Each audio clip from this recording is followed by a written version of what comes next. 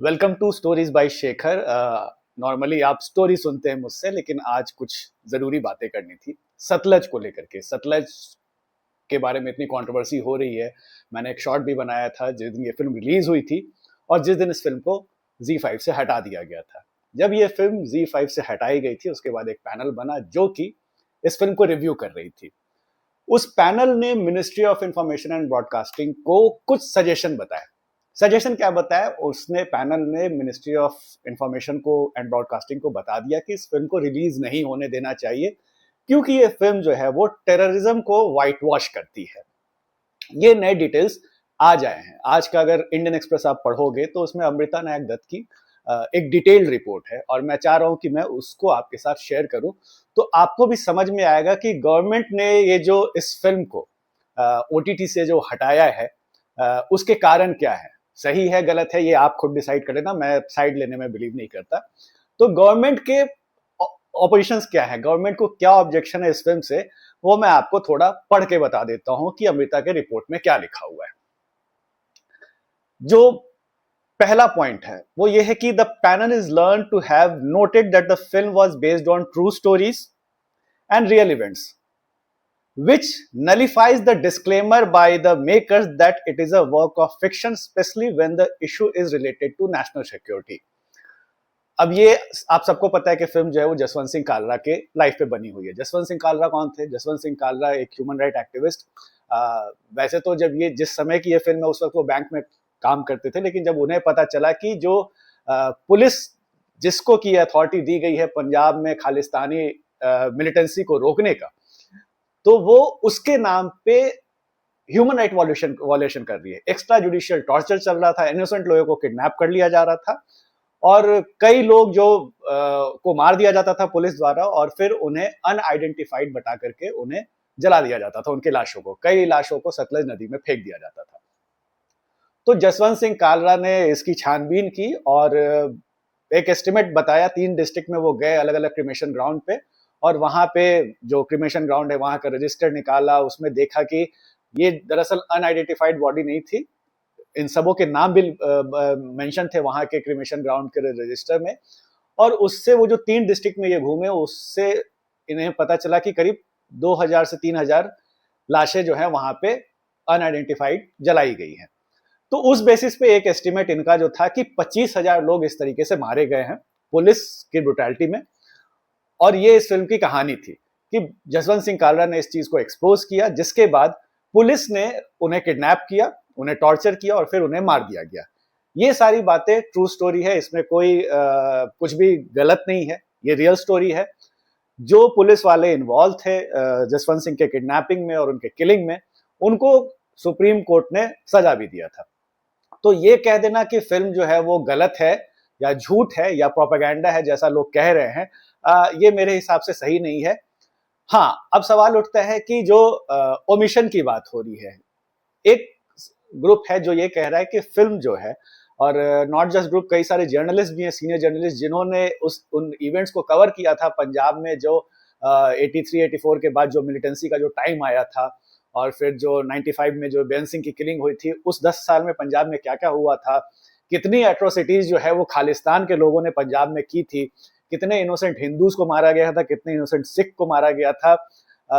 और मतलब एक तरीके का बिल्कुल लॉलेसनेस था वहां पे।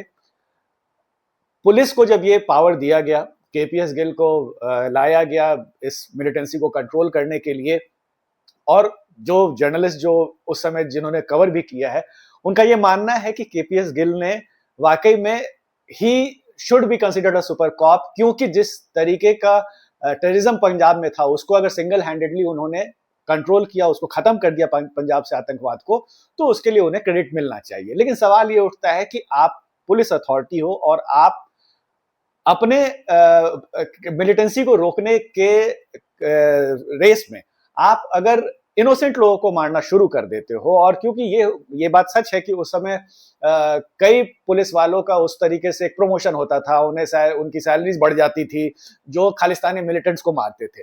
तो मिलिटेंट्स को मारने के चक्कर में और अपने नंबर्स बढ़ाने के चक्कर में कई बेगुनाह लोगों को पुलिस वाले जो है वो पकड़ के मार देते थे। ये बात फैक्ट है।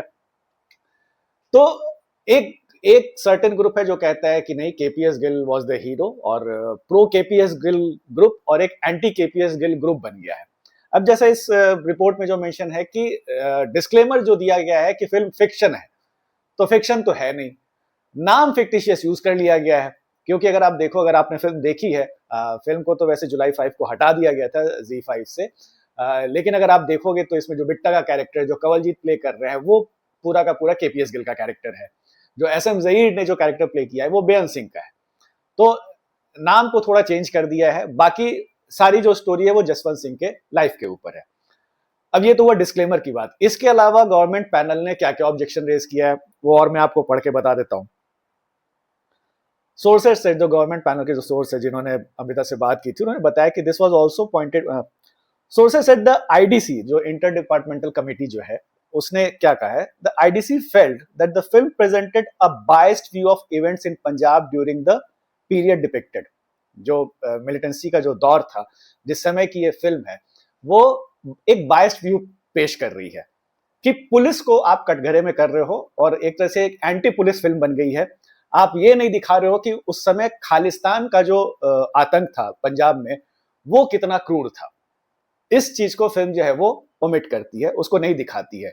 मैं आपको बताता हूं, फिल्म दिखाती इन द सेंस कि एक वॉइस ओवर चलता है। अगर आपने फिल्म देखी है तो आपको पता होगा, अर्जुन रामपाल का वॉइस ओवर चल रहा है और वो बता रहे हैं कि पंजाब में जब ये खालिस्तान का जो मूवमेंट था, जो वो मिलिटेंसी का दौर था, उस वक्त क्या क्या हुआ था। लेकिन सिर्फ वो वॉइस ओवर है, उसको आप पिक्चर के फॉर्म में आप नहीं दिखाते हो। जितने डिटेलिंग में आप जसवंत सिंह कालरा के पूरी लाइफ को दिखा रहे हो या पुलिस ब्रुटैलिटी को दिखा रहे हो, वो आप खालिस्तानी सपोर्टर्स, खालिस्तानी मिलिटेंट्स ने क्या क्या किया था पंजाब में, वो आप इस फिल्म में कन्वीनियंटली हटा दे रहे हो। ये पॉइंट एक रेज किया गया है। Now the committee was of the view that the film omits the portrayal of insurgents, जो मैंने कहा, and terrorism while depicting counter-insurgency action as state excesses and brutality, not as a lawful response to terrorism and showcasing state agency in a negative light। यही बात है कि जो Khalistani militants ने जो पंजाब में किया था, उसको आप एक तरीके से बिल्कुल ओमिट कर दे रहे हो, और आप पुलिस एक्सेस दिखा रहे हो, पुलिस ब्रुटैलिटी को दिखा रहे हो, और ये दिखा रहे हो कि जो पुलिस ने जो रिस्पॉन्ड किया है टेररिज्म के अगेंस्ट, टेररिज्म को रोकने के लिए जो पुलिस ने एक्शन लिया, वो कितना बर्बर था, वो कितना ब्रूटल था। ये एक पॉइंट है।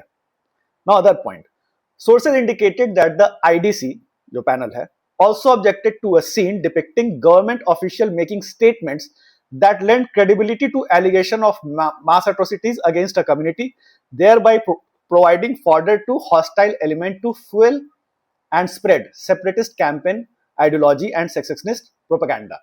अब इसमें क्या है कि अगर आपने फिल्म देखी है तो एक सीन में आपको दिखेंगे जो केपीएस गिल से मिलते जुलते जो कैरेक्टर, जो कंवलजीत का कैरेक्टर है, वो अपने सीनियर से बात कर रहा है और कर रहे हैं, और वो कह रहे हैं कि अगर मेरे हाथ में खून है तो उनके हाथ में भी खून है।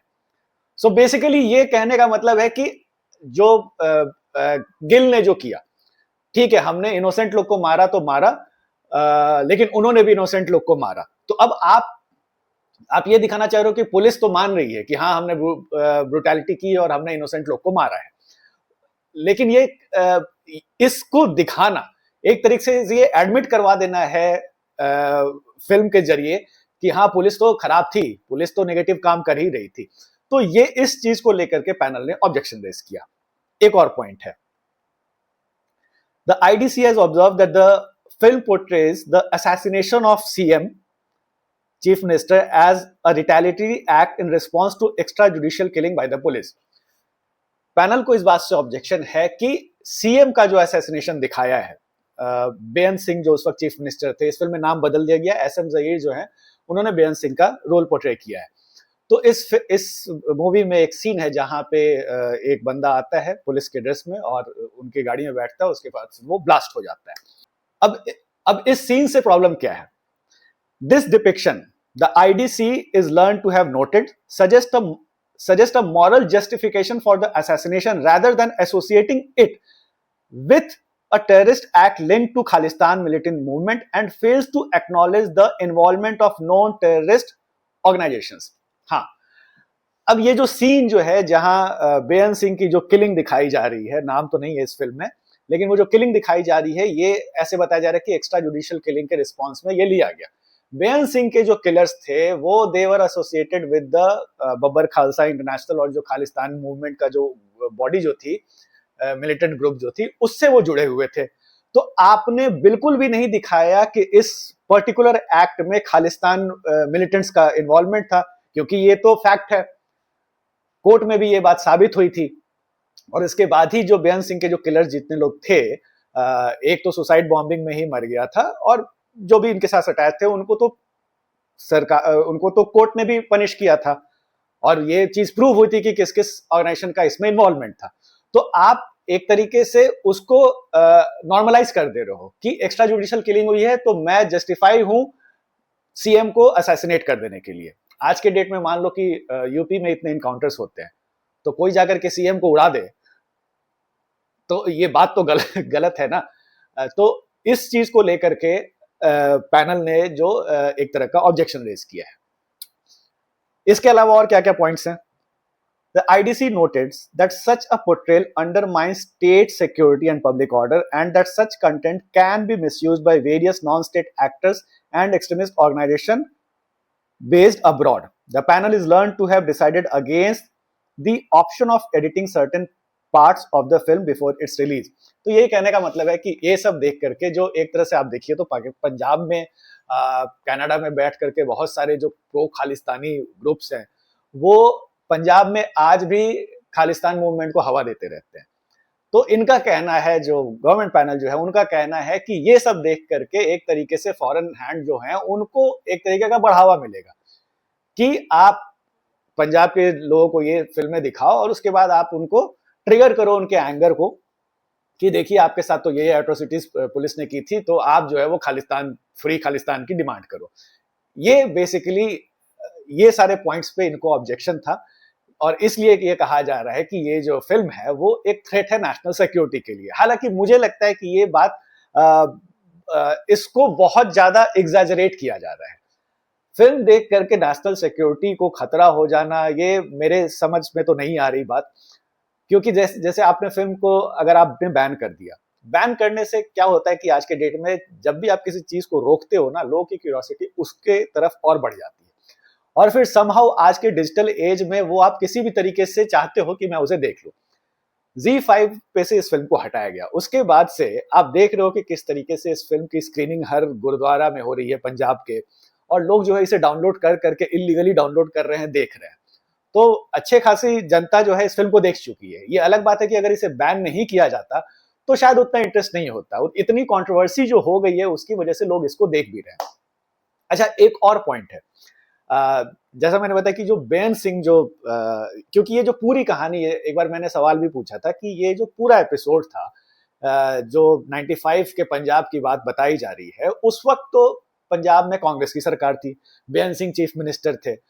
तो अगर एक तरह का कांग्रेस का फेलियर था वो, तो कांग्रेस के फेलियर को दिखाने से, रोकने से बीजेपी को क्या प्रॉब्लम हो सकती है। लेकिन जो एक पॉइंट था ये था कि बेअंत सिंह के जो पोते हैं वो अब बीजेपी में है, एमओएस भी थे वो, और इसके अलावा जो केपीएस गिल जो थे, जो जिनको ये चार्ज दिया गया था पंजाब से मिलिटेंसी को खत्म करने का, वो 2002 में नरेंद्र मोदी के एडवाइजर भी बने थे। तो एक तो ये कारण हो सकता है कि चूंकि अब वो सीएम के पोते अब यहाँ इस गवर्नमेंट में के पार्ट हैं, तो उनके कहने पे हो सकता है इस फिल्म को दिखाने से रोका जा रहा हो। एक तरह से उनके परिवार को आप गलत तरीके से फिर पोर्ट्रे करोगे, ये एक रीजन हो सकता है। लेकिन जिस तरीके से इस फिल्म को दिखाया गया, फिर हटा दिया गया ओटीटी से, उस पर कई सवाल भी उठ रहे हैं। जैसे जो रविंदर सिंह बिट्टू, जो बेअंत सिंह के जो पोते हैं, उन्होंने परसों एक प्रेस कॉन्फ्रेंस में ये सवाल भी उठाया कि सरकार क्यों इस फिल्म को हटाएगी। ओटीटी पे सरकार का हक नहीं है, उनके पास तो अथॉरिटी नहीं है हटाने की। ये ऐसा लग रहा है कि जो फिल्म मेकर्स हैं उन्होंने जानबूझ के इस फिल्म को ओटीटी पे रिलीज किया और फिर जानबूझ के इसे हटा दिया ताकि इस फिल्म को लेकर कंट्रोवर्सी हो। लेकिन इस बात में थोड़ी इसको फैक्ट चेक भी करने की जरूरत है।